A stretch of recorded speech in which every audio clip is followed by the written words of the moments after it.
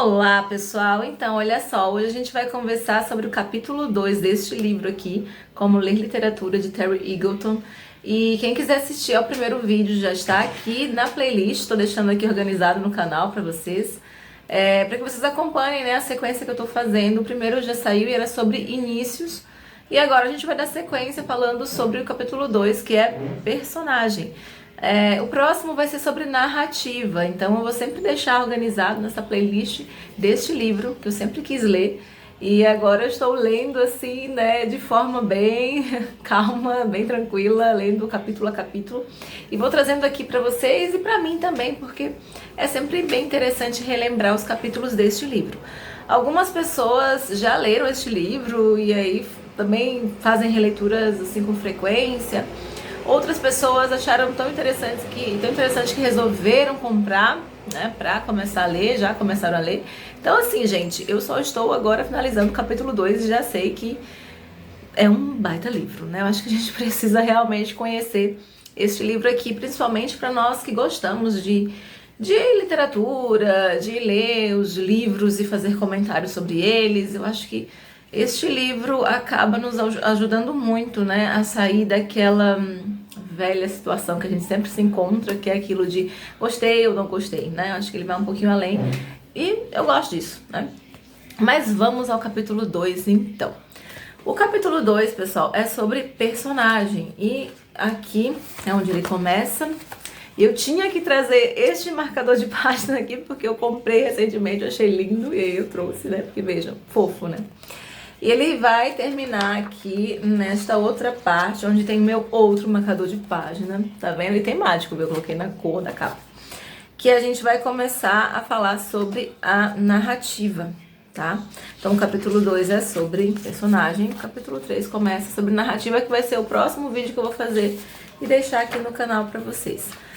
Gente, então vamos lá. Capítulo 2 sobre personagem. Olha só, eu até grifei como é que começa o capítulo, que eu achei interessantíssimo, que eu acho que já é quase um aviso para nós sobre como é que a gente deve encarar, ou deveria encarar, ou não sei se deve, mas uma sugestão aí de como pensar as personagens, né, para que a gente não as confunda com pessoas reais, né?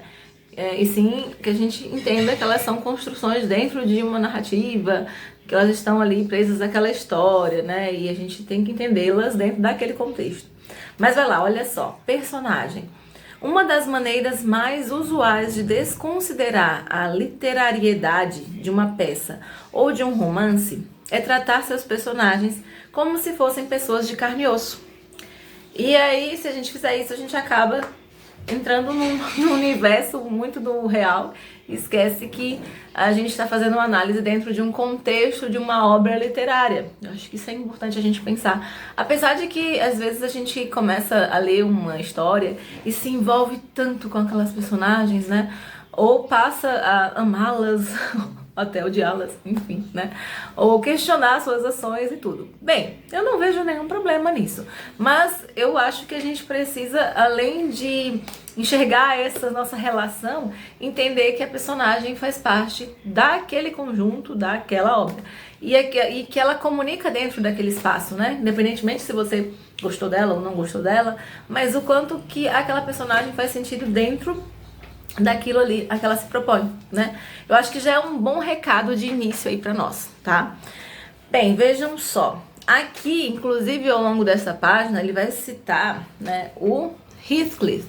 Sim, do Morro dos Ventos Uivantes. Vocês vão lembrar, talvez, né? Ou quem tá assistindo na sequência, primeiro vídeo, assistindo agora a esse aqui, vai lembrar que ele faz bastante referência ao Morro dos Ventos Uivantes e tantas outras obras. Gente, eu vou reforçar de novo aí, porque se você não assistiu ainda ao primeiro vídeo, está assistindo este agora, primeiramente, né? Este livro, ele é recheado de referências a muitas obras clássicas. Pode ser que você não goste de encontrar spoilers, seria mais ou menos isso, né? Mas, gente, eu já deixo aqui o que eu penso sobre isso. Eu acho que esse livro aqui vale tanto pela análise que, sinceramente, se você pegar um spoiler aqui ou acolá, eu fico me perguntando, será que realmente você vai deixar de ler aquela obra só porque você descobriu uma coisinha a respeito dela? Será que ela não tem mais nada a dizer? Será que ela não tem mais nada a te oferecer? Porque você pegou aquela informaçãozinha. Ah, mas foi o final da história. Mas nossa, nada mais faz sentido na tua leitura porque você pegou um spoiler de uma parte. Não sei. Posso estar sendo muito radical? Posso. Mas é o que eu penso e eu precisava falar, né? Mas acho que talvez seja o que eu penso a respeito de como eu leio, né? Mas vai lá. Ele fala de Heathcliff e comenta aqui que realmente tem um momento na história de Morro dos Ventos Uivantes que Heathcliff some da história. Daí ele vai para algum lugar. Lugar esse que a gente não sabe, fazer o que a gente também não sabe. Ele passa muito tempo longe da narrativa principal que acontece no Morro dos Ventos Uivantes. E ele, depois de um bom tempo, volta. Só que ele volta, sabe aquele negócio de voltei e dei a volta por cima, não sabe? Aquela história, né? Então, é assim que ele volta. E aí, a gente fica tentando pegar migalhas soltas, assim, sabe? Pra tentar fechar aquela lógica de por que essa personagem saiu, a gente sabe. Mas o que aconteceu com ela lá, essa personagem, né, da história, o que aconteceu com ela nesse lugar que a gente não sabe, o que a gente não sabe que aconteceu, mas que a personagem voltou dessa forma. A gente fica querendo saber, a gente fica curioso. E a gente fica querendo fechar coisas. Mas Heathcliff é uma personagem fictícia. Nessa hora que ele sai da história, ele não existe na história.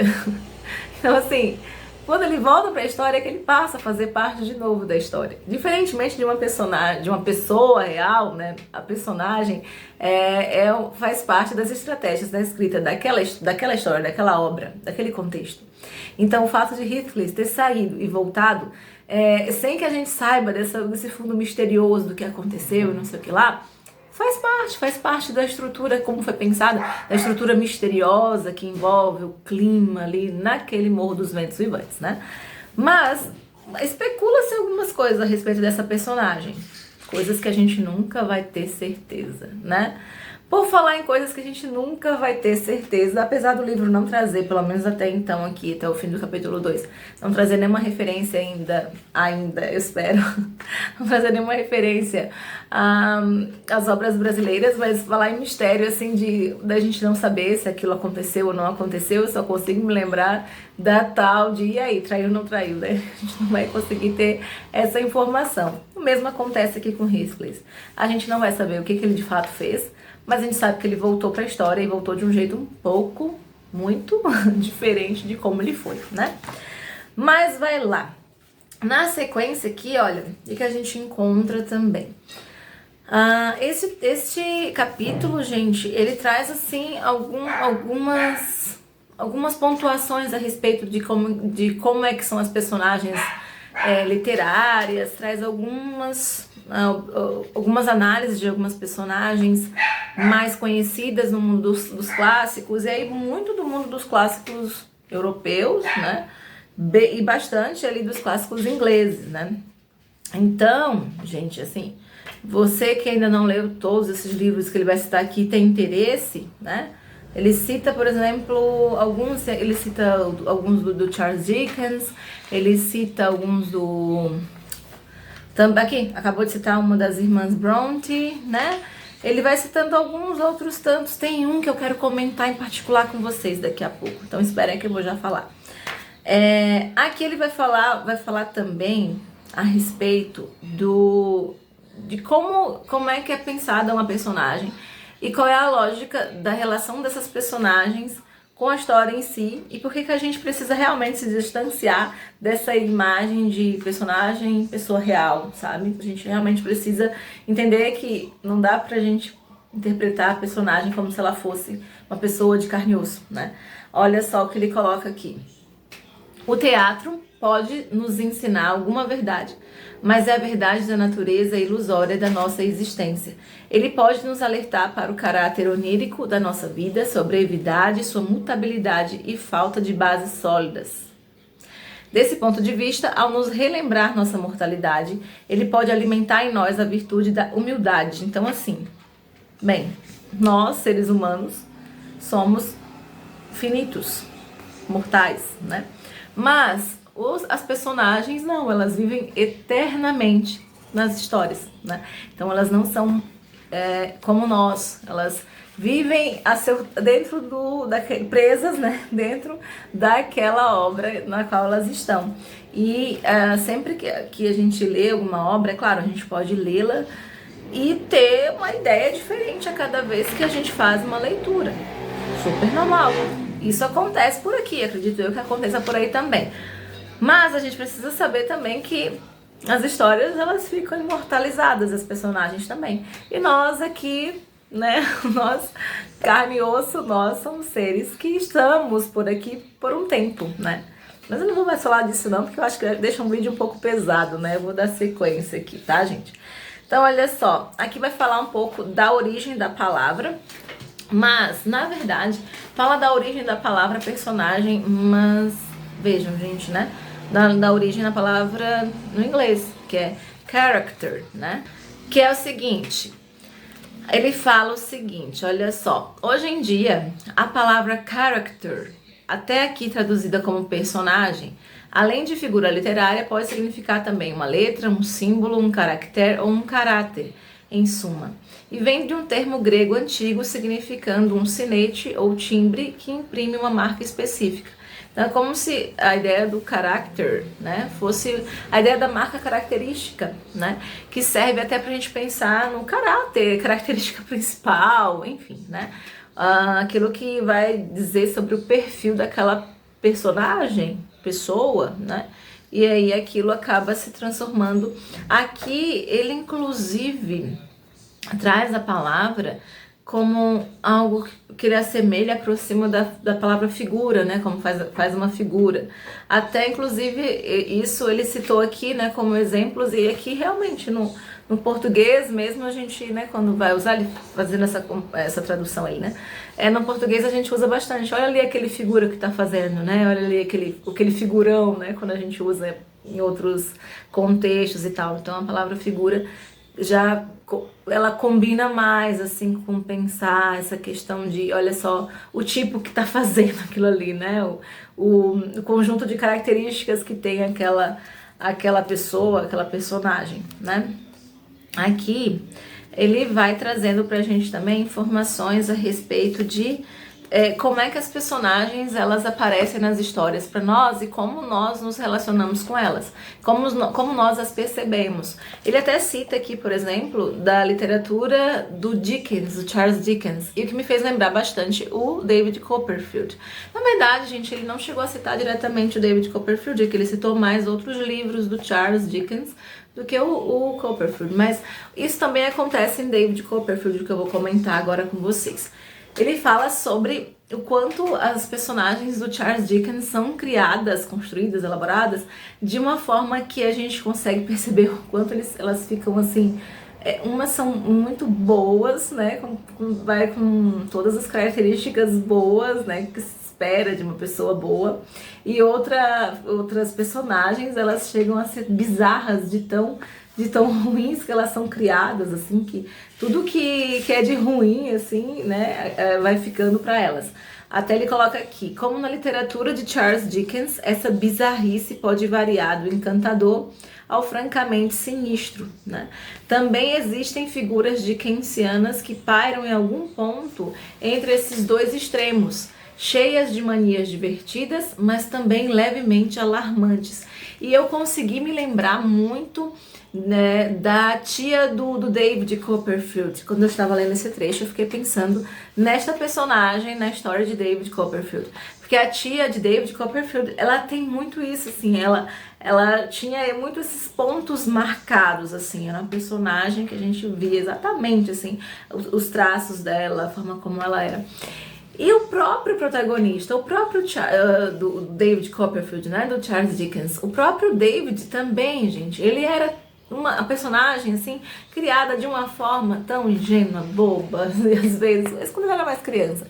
Mas depois ele continuou, assim, sabe, pelos traços sempre da bondade, de tudo. Ele não tinha uma coisa ruim, assim, não tinha um defeito. Eu já ouvi uma vez uma amiga falando que isso a incomodou um pouco quando ela leu David Copperfield. Ela disse que o protagonista era bonzinho demais.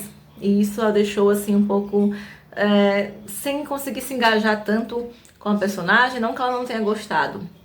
de David Copperfield. Mas é que ela achou que, assim, algumas vezes, assim, ele era bonzinho demais, né? E aí eu já vou puxar esse gancho para outra parte que também é comentada aqui na história, que é a questão da gente, quando está lendo, nós leitores, quando nós estamos lendo, a gente tem essa... Geralmente, né? Não é sempre. Mas às vezes, gente, as personagens que são ali tratadas como vilãs, às vezes elas são tão interessantes que a gente acaba ficando muito interessadas nelas, né? Então, muitas vezes a gente se pega ali envolvidas com as personagens que seriam as odiosas da história, né? Porque às vezes elas são realmente... Elas têm um pouco desse magnetismo, né? E aí, quando ele comenta sobre isso, ele até coloca que vem daí, então, a obsessão pós-moderna com vampiros, horrores góticos, com o pervertido e o marginal. Enfim, então, realmente, assim, né, a gente acaba se interessando também por essas figuras, né, vou usar os mesmos termos, por essas figuras, assim, que são tidas como as figuras grotescas, horrendas, né? O vampiro mesmo, gente, hoje, né, o vampiro é um personagem pop, né? Todo mundo sabe, todo mundo conhece, todo mundo já leu ou já assistiu algum filme, série, alguma coisa assim, que traga aí a figura enigmática e tal, né? Do vampiro, né? Outro também é o Satanás, né? O diabo na literatura, estudado, pesquisado, construído. E o diabo tem várias formas de aparecer na literatura, né? E isso é muito interessante, porque o quanto que as pessoas ficam conectadas às vezes, né? Porque são personagens que são construídos assim de tal maneira que trazem características que nos prendem a atenção, né? Até que ele faz algumas brincadeiras, né? Ele comenta que às vezes a gente, imagina se nós aqui, né, de carne e osso, nós seres humanos reais e mortais, se a gente pudesse escolher, talvez nós não escolheríamos passar uma tarde, por exemplo, tomando um suco de laranja, um chá, com aquela personagem super boazinha e perfeita, e, né? Talvez nós fôssemos escolher, né, passar uma tarde fofocando, satirizando, talvez, né, ali com aquela personagem que não é lá a melhor das personagens que tem na história, assim, falando de virtude, né, claro. Mas pode ser que seja. Sabe o que eu lembrei também quando eu tava lendo isso? Eu fiquei me lembrando daqueles contos de fada que depois viraram histórias assim infantis pra Disney, né? Aqueles desenhos animados e tal, e filmes. E como antes, assim, na minha infância, né? Era mais retratado o ponto de vista da mocinha, né? Da princesa e tal. E aí depois dos tempos pra cá, isso já faz um tempinho, né? Mas de uns tempos pra cá, como as ditas vilãs, né? Elas passaram a ganhar aí seus próprios filmes, né? Suas próprias referências, livros também. Há de se dizer aí de Malévola, né? Quando eu era mais nova, quando eu era criança, eu assisti só na perspectiva lá da Princesa Aurora, né? Mas depois assistindo, olhem só, né? Malévola acaba sendo aí... Talvez, será que é minha preferida? Não sei, vamos ver, né? Vamos ver, vamos pensar isso melhor. Mas, olha, eu acho, hein? Vamos seguir. Mas é isso, gente, vai lá. Aqui ele fala também sobre como muitas vezes a gente acaba se sentindo realmente assim conectadas com as personagens e como a gente às vezes se identifica com elas, né? Principalmente quando a gente está falando de personagens mais realistas. Vou até mostrar aqui para vocês. Tem uma parte que ele trata apenas das personagens realistas e elas realmente acabam a gente acaba ficando mais próximas delas mesmas. Ó, os personagens na tradição realista geralmente aparecem como indivíduos completos, complexos e verossímeis. Talvez por aí, né? Por esse motivo a gente se sinta assim mais identificada com eles, né? Olhem, aqui eu tô passando algumas páginas e, nossa, a gente tá recheado de... Nossa, esse capítulo, acho que mais ainda que o capítulo 1, tem muitas e muitas, no plural, melhor dizendo, né? Referências a muitas obras que já tão conhecidas, clássicas, mas, gente, sério, não pense assim, ai, não vou ler porque eu vou pegar spoiler. Não, gente, sério, leiam. Leiam esse capítulo 2 que vale muito a pena. Aqui, por exemplo, eu até circulei Ulisses, que eu tenho interesse em ler no fim deste ano. E olha só, né? Ulisses de James Joyce tá aqui, uma parte, né? Citada, na verdade. E aqui tem um ponto que eu queria realmente... Eu vou ler e vou deixar na tela pra vocês. Esse aqui vai ser o único que eu vou deixar na tela pra vocês, porque quem quiser printar, eu acho que vale super a pena, para que a gente, quando for ler alguma obra, a gente reflita sobre esses pontos aqui, tá? Então aí vou ler e vai passar na tela para vocês. Também precisamos examinar as técnicas com que se monta um personagem. Será uma figura literária específica apresentada simplesmente como um tipo ou um símbolo? Ou possui uma sutil psicologização? É tratado a partir de dentro ou visto da perspectiva de outros personagens? É coerente ou contraditório? Não muda ou evolui? Tem contornos claros ou indistintos? Os personagens são vistos globalmente ou ficam reduzidos às funções do enredo? São definidos por meio de suas ações e relações ou assomam como consciências desencarnadas? Nós os sentimos como presenças físicas vívidas ou essencialmente verbais, prontamente captáveis ou cheios de recônditos secretos?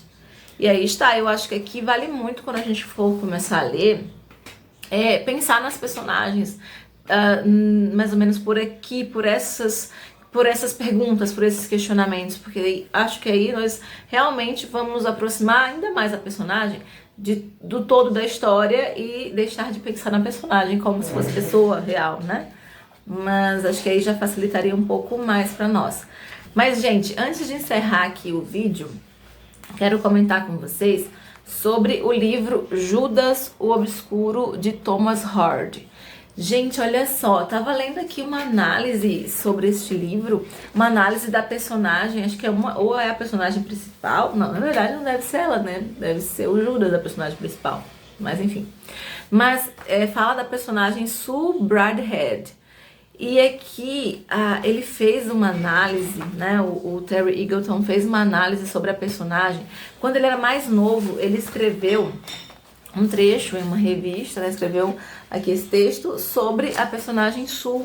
E ele falou super mal da personagem, mas assim, falou mal das características da personagem, sabe? Falou que ela era pérfida, que ela era uma moleca malvada, que ela usava estratagemas mesquinhos, enfim, né? Isso para falar da relação dela com o Judas, né? Que é o Judas do Obscuro, né? O Judas. E depois ele mesmo, né, o Terry Eagleton, pegou essa análise daqui, né, o recorte, pegou a análise que ele mesmo havia feito há anos, né, e ele fez um trecho aqui, ele escreveu que ele não concorda com o que ele escreveu da época, né, que hoje, olhando bem, a personagem Sue, que não é isso que ele tinha retratado naquela época, quando ele tinha lido naquela época e feito o que ele fez ali de comentário. Então eu achei muito interessante, porque ele pegou uma fala que era dele mesmo para falar sobre ele mesmo, sabe? Ele não ficou aqui se fazendo de, olha, eu sempre fui o bom e o ótimo. Não, ele trouxe uma fala um comentário que ele mesmo considerou hoje como um comentário infeliz a respeito de uma personagem, de uma obra. E aí ele comentou um pouco a respeito dessa obra e só me fez pensar o seguinte: eu preciso ler Judas o Obscuro. Eu já até baixei, tá no meu Kindle. Eu encontrei no Kindle Unlimited, então quem quiser, né, tem lá no Kindle. Mas eu queria muito encontrá-lo assim, né, em versão física, o livro Judas o Obscuro, mas não encontrei. De todo modo, gente, olha só, pra vocês verem, né, ele faz assim uma análise, faz vários comentários sobre este livro e foi justamente o que me despertou o interesse para ler o livro Judas o Obscuro, né. Se alguém aí já leu, por favor, comente ali pra mim. Só, né, evitar colocar algum spoiler, porque se alguém, né, for ler não vai gostar, eu não teria nenhum problema. Como eu comentei com vocês, né? Eu fiquei tão interessada que, sinceramente, isso não seria um problema.